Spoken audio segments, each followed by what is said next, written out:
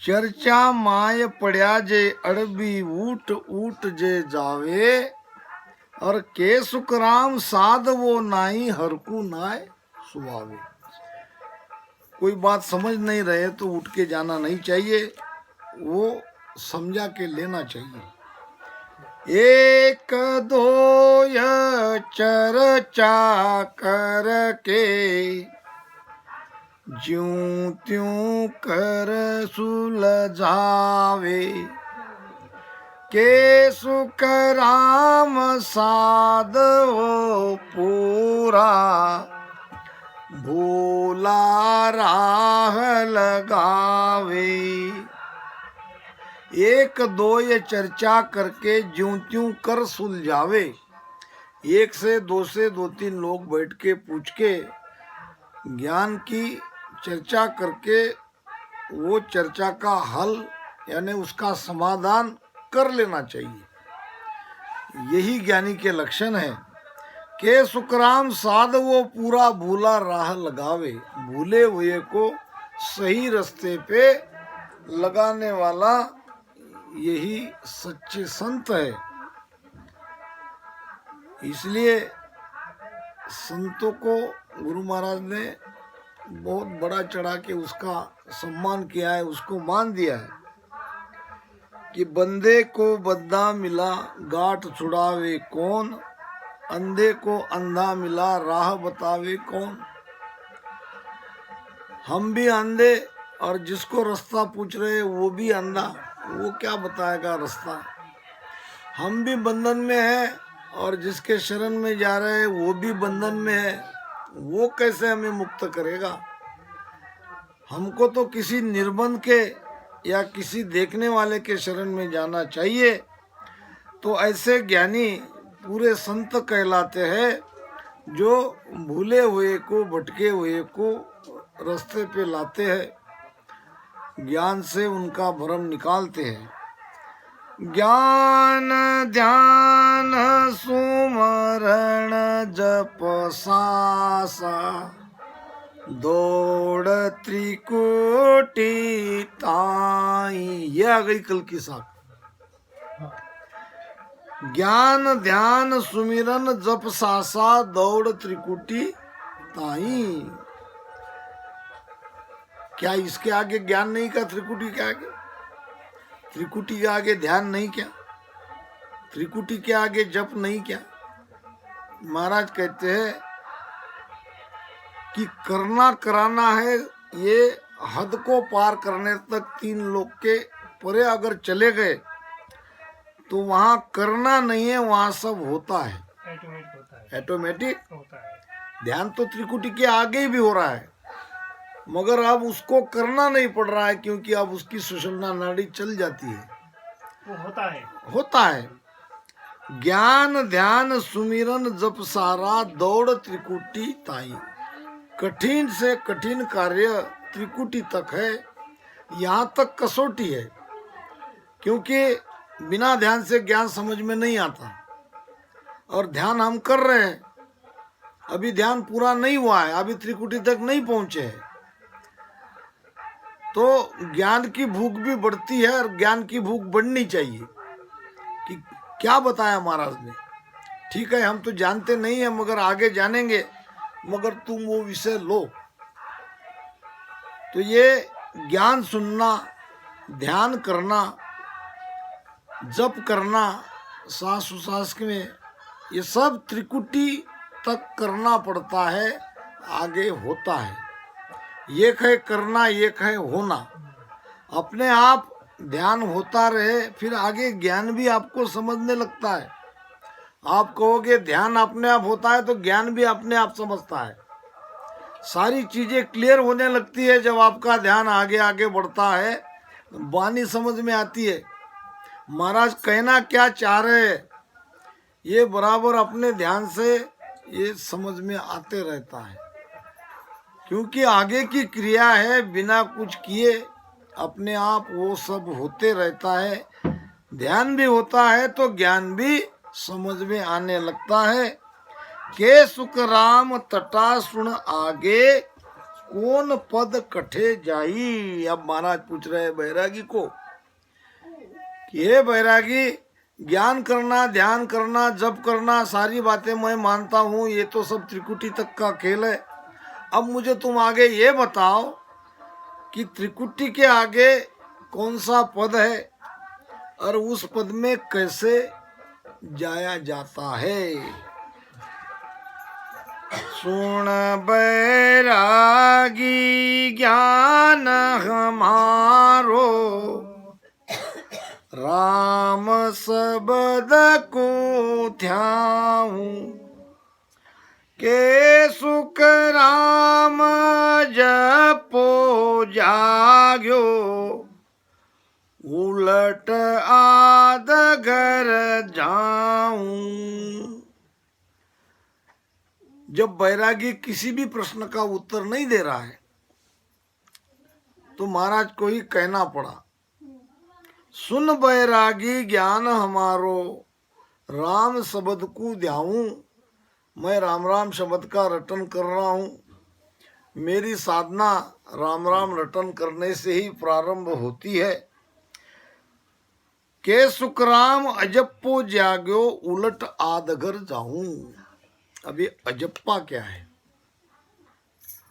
अजप्पा का दो अर्थ है। पहले अर्थ बिना जप किया हुआ जप, यह है अजप्पा। बिना जप किया हुआ, एक तो जपा है, जप कर रहे हैं कोई भी नाम का, कोई भी शब्द का कर रहे हैं तो वो हो रहा है, इसको कहेंगे जप। और बिना कहे जो हो रहा है उसको क्या कहेंगे? अजप्पा। एक तो अजप्पा का अर्थ ये है और दूसरा अजप्पा का अर्थ है श्वासा की गति को बढ़ाना। कल विषय आया था, बहुत बढ़िया चर्चा कल हुई थी, तुम्हारी चल रही थी, मैं सुन रहा था कि जिसको क्रोध नहीं आता है वो अपनी पूरी आयु जी सकता है। क्रोध से आयु का क्या संबंध है? क्रोध में हमारी श्वासा तेज चलती है। क्रोध में क्या होता है? ज्यादा श्वासा हम खर्चा करते हैं। क्रोध में, आवेश में बहुत ऊपर नीचे श्वासा हमारी चलती है। तो हमने क्या किया? हमारी गिनती की श्वासा को ज्यादा खर्चा कर दिया। गिनी चुनी जो हमको श्वासा मिली है उसमें से हमने उस दिन क्रोध लाने से ज्यादा खर्चा आ गया। जो ज्यादा क्रोधी है वो जल्दी मरेगा, ये बिल्कुल करेक्ट है। जो जितना शांत है, जिसकी जितनी श्वासा धीरे चलेगी वो ज्यादा जिएगा। और शांत प्रिय व्यक्ति, जिसको क्रोध आता नहीं, जो सब सह लेता है और बड़ी शांति से, बड़े धैर्य से सब कुछ सुनता है, उसकी श्वासा चलेगी धीमी धीमी श्वासा चलेगी। यानी वो जितनी आयु भगवान ने हमें दी है उतनी आयु उसकी पूरी होगी, क्योंकि श्वासा वो खर्चा नहीं कर रहा है। हमारी आयु उम्र पे, वर्ष पे नहीं है, हमारी आयु है श्वास पे। बैठत 12, चलत 18, सोवत जावे 30, मंथन करता 64 जावे, कब सुमरे जगदीश। अब यहाँ बैठे हैं तो क्या है? 1 मिनट में 12 श्वासें हमारी चल रही है। अगर यहाँ नहीं बैठते तो लोग कहते हैं सत्संग में जाके क्या फायदा। एक जगह पूछा गया मुझे, सत्संग में जाके क्या फायदा, ज्ञान सुन के क्या फायदा। मैंने उनको कहा, क्या तुम हर काम फायदा तोटा उसमें देखते हो तभी करते हो? तो हाँ बोले। तो ठीक है, मुझे बताओ, तंबाकू खाते हो क्या फायदा? फायदा तो बताओ उसका तुम। बीड़ी पीते हो क्या फायदा? तंबाकू बिना मतलब के पीते हो, बिना फायदे के तुम तंबाकू खाते हो, बिना फायदे तुम बीड़ी पीते हो, गपशप करते हो, इधर उधर की बातें करते हो, क्या फायदा? राजकारण की, इसकी उसकी, कौन आया कौन गिरा, इसकी बातें तुम करते हो, क्या फायदा? कुछ इसमें मिलता है? वो चुनाव जीतने वाला उसने कुछ तुम्हारा किया है भला? तो दुनिया में तुम ऐसी बहुत सारी बातें बिना फायदे की करते हो और सत्संग में फायदा ढूंढते हो। यहाँ तो फायदा ही फायदा है, यहाँ नुकसान कहाँ है? सतसंगत अमर जड़ी है, सतसंगत अमर जड़ी है, जिनको लाभ मिला सतसंग में, जिनको लाभ मिला सतसंग में, उनको खबर पड़ी है, सतसंगत अमर जड़ी, सतसंगत अमर जड़ी है। यहाँ नुकसान ही नहीं है, यहाँ लाभ ही लाभ है। पहला फायदा तो 1 मिनट में 3 श्वासा आपकी बच रही है। बैठे हो, श्वासा आपकी धीमी चल रही है, बैठे दोबारा, नहीं तो 15 श्वासा आपकी जा रही थी। अब चल नहीं रहे हो तो 3 श्वासा और तुम्हारी ज्यादा बचत हो रही है। अगर चलते तो 3 श्वासा 1 मिनट में ज्यादा खर्चा होती। यहाँ आके बैठे हो तो 15 का 12 पे आ गया, नहीं तो जाता था 18 पे। 1 मिनट में 6 श्वासा आपकी बच रही है। अब जितनी देर संगत करोगे उसका कैलकुलेशन करके देखो, तुम्हारी आयु घट रही है कि बढ़ रही है? बढ़ रही है। तो ये सत्संग में आके, इसीलिए कहते हैं सत्संग में आके सुधरा नहीं जाका बड़ा अभाग। यहाँ के अगर कोई सुधरता नहीं है तो वो कितना अभागी है। और कुसंग में जाके बिगड़ा नहीं जाका भला सभाग। कुसंग है,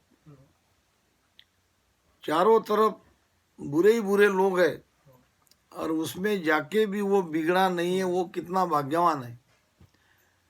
जबकि संगत से गुण आ ही जाता है। महाराज ने कहा है, ज्यों त्यों करके संतों की अगर कोई सत्संग करता है तो उस गुण से उसकी भक्ति प्रगटती है। महाभारत में कथा आती है नेवले की।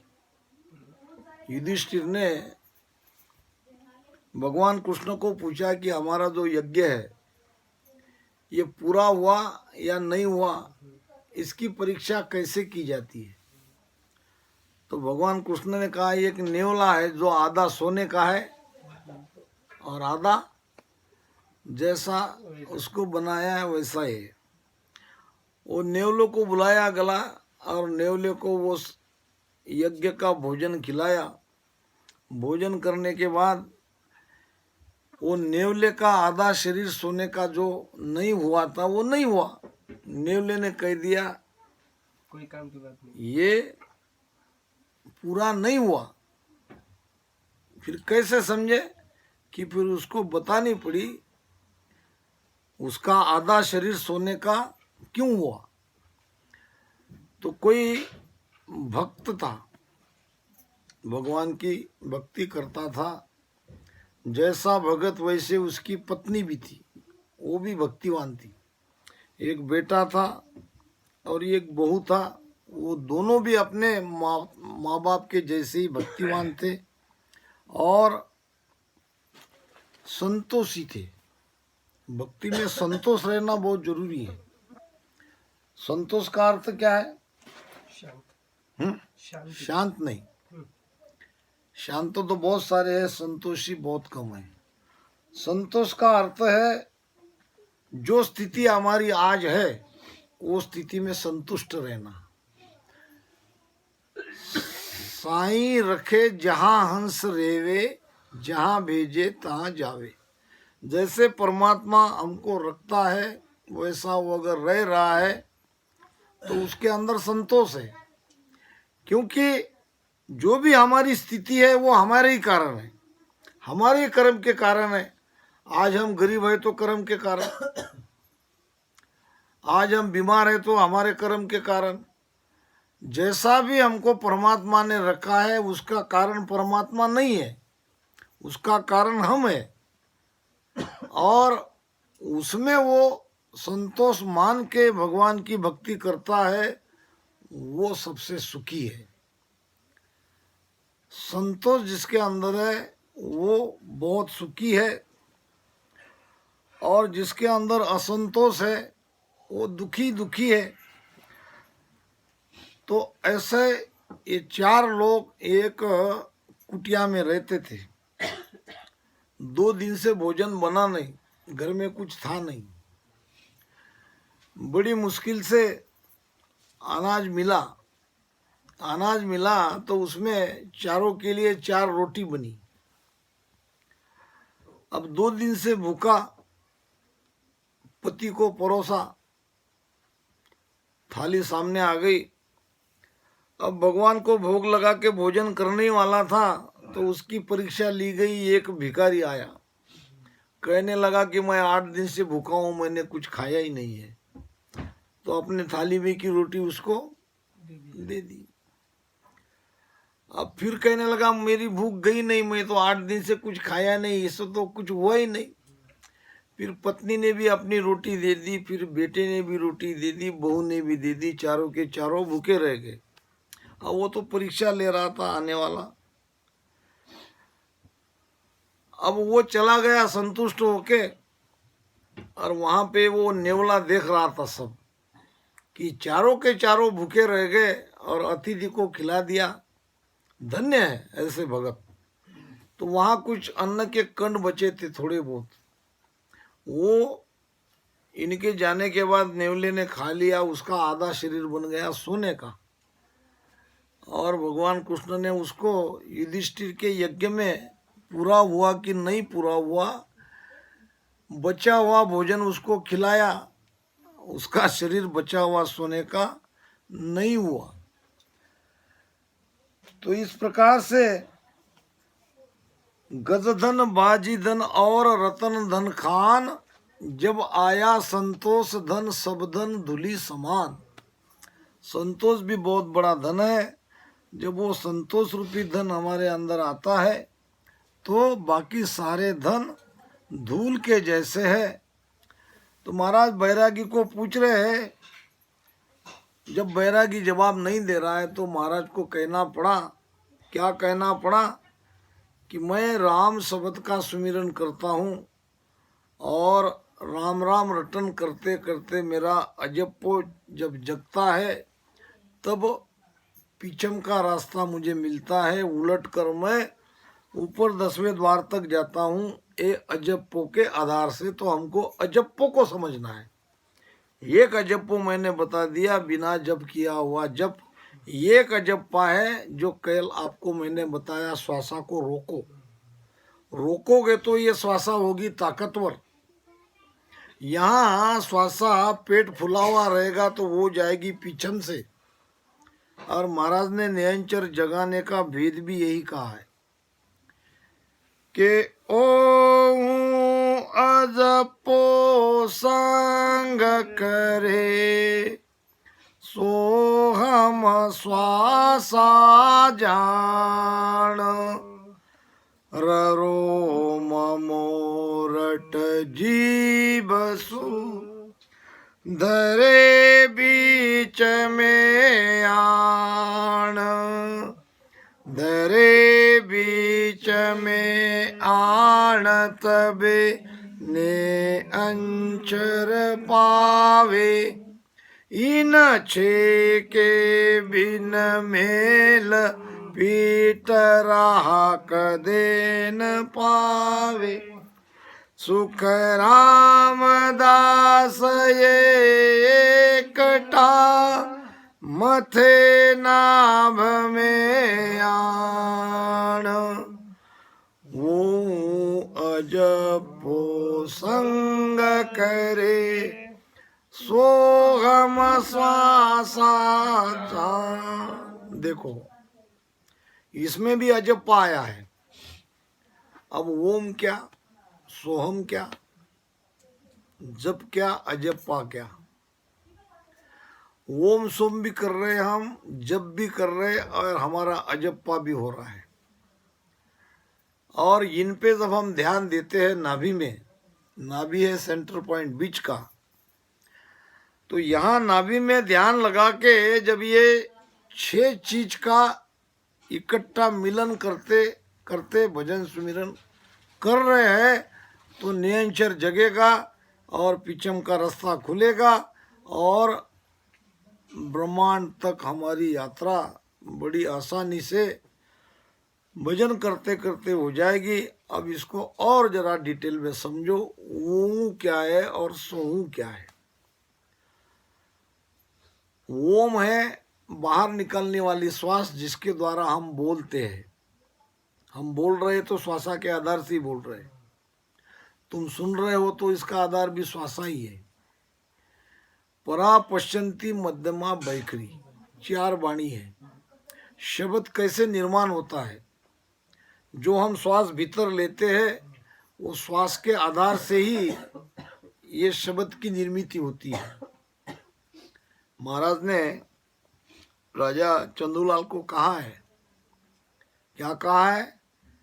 हे राजा बावन अक्षर का धर्म है सासा, सास सबद पर मन की आशा, मन ऊपर चेतन सुन होई, चेतन परे पुरुष नहीं कोई। 52 अक्षर का धर्म है सासा। 52 अक्षर सासा के आधार से बोले जाते हैं और श्वासा पे ही मन आशा लगा के बैठा है। मन भी तो जीवित श्वासा के आधार से ही है। सासा के ऊपर सासा के आधार से पूरा शरीर है, मगर श्वासा के आधार से ये चेतन है। चेतन चेतन को श्वासा का आधार नहीं है। चेतन है तो श्वास चल रही है। मन ऊपर सुन चेतन होई, चेतन परे पुरुष नहीं कोई। चेतन आत्मा के परे और कोई नहीं है, यानी सारे शरीर का आधार है हमारी चेतन आत्मा।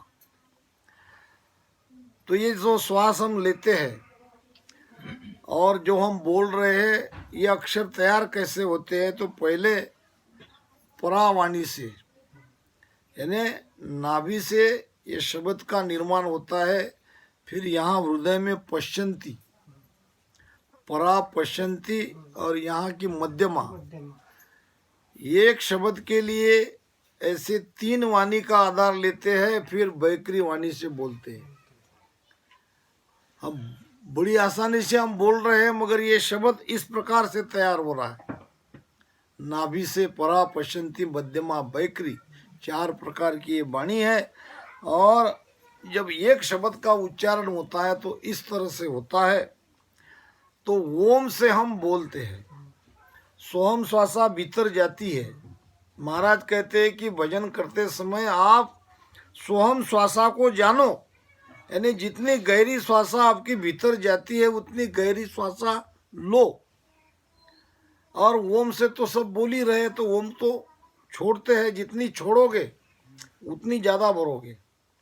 छोड़ने भी राम राम करते करते छोड़ो और राम राम करते करते श्वासा भीतर जाने दो। जितनी गहरी श्वासा आपकी भीतर जाएगी वो तब जाएगी जब आप ज़्यादा छोड़ोगे। पेट को पूरा खाली करो, फिर श्वासा से उसको भरो। ये ओम सोम से आपको ये क्रिया करते रहने हैं। ये हो गए 2। ररो ममो रकार और मकार का दोनों श्वासों में सुमिरन करो। ये हो गए 2। 4। 5वां है अजप्पा, यानी वहां श्वासा को रोको, श्वासा की ताकत बढ़ाओ। बिना रोके श्वासा की ताकत नहीं बढ़ेगी। वहां कुंभक करो, वहां श्वासा को रोको या श्वासा भजन करते करते ऐसी धीमी होनी चाहिए, जितनी श्वासा तुम्हारी धीमी रहेगी उतनी जल्दी वो ऊपर चढ़ेगी।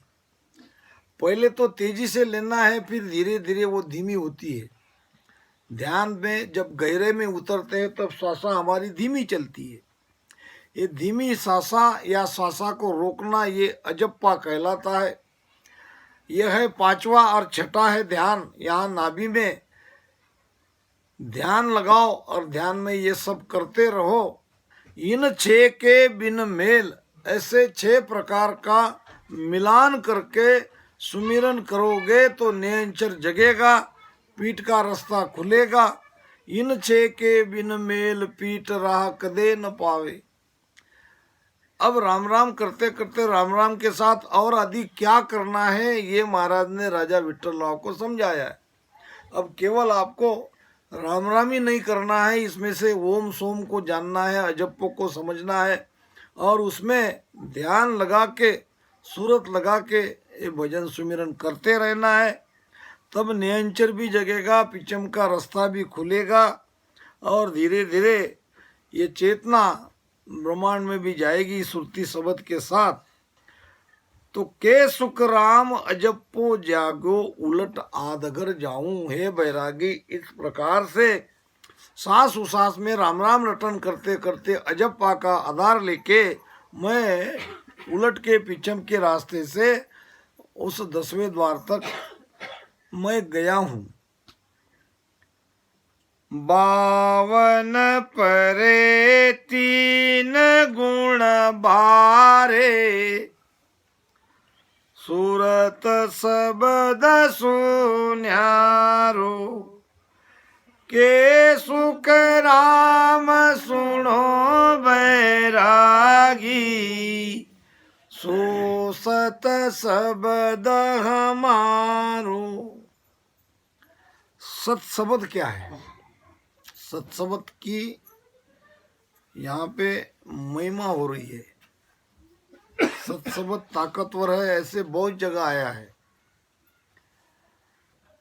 52 परे, यानी ये सत शब्द 52 अक्षर के परे है, ये 52 अक्षर में नहीं आता। 3 गुण बारे, रज तम सत्व, ये 3 गुण से भी वो अलग है, वो गुणातीत है, वो शब्दातीत है। अब सूरत शब्द सुन्यारो, ये बड़ी बात आ गई। नीचे सत्शब्द की व्याख्या कर रहे हैं और वो सत्शब्द सूरत शब्द से अलग है, ये कैसा? बताता हूं। कबीर साहब कहते हैं कि शब्द बिना सुरती आंधरी, कहो कहाँ ते जाय। द्वार न पावे शब्द का, फिर फिर भटका खाए। यहाँ भी क्या आया है? सूरत शब्द 2 बार शब्द आया है, नहीं शालिक? शब्द बिना सुरती आंधरी, शब्द नहीं जगा तो सुरती को आधार नहीं मिलता है। इधर उधर सुरती भटक सकती है, ध्यान भटक सकता है। ध्यान तो गहरा तभी लगेगा जब शब्द जगेगा, निरंतर जगेगा। अगर शब्द ही नहीं जगा है तो कहो कहाँ ते जाए, जा ही नहीं सकते। द्वार न पावे शब्द का, अब ये शब्द कौन सा? परमात्मा। यहाँ शब्द परमात्मा के लिए कहा है।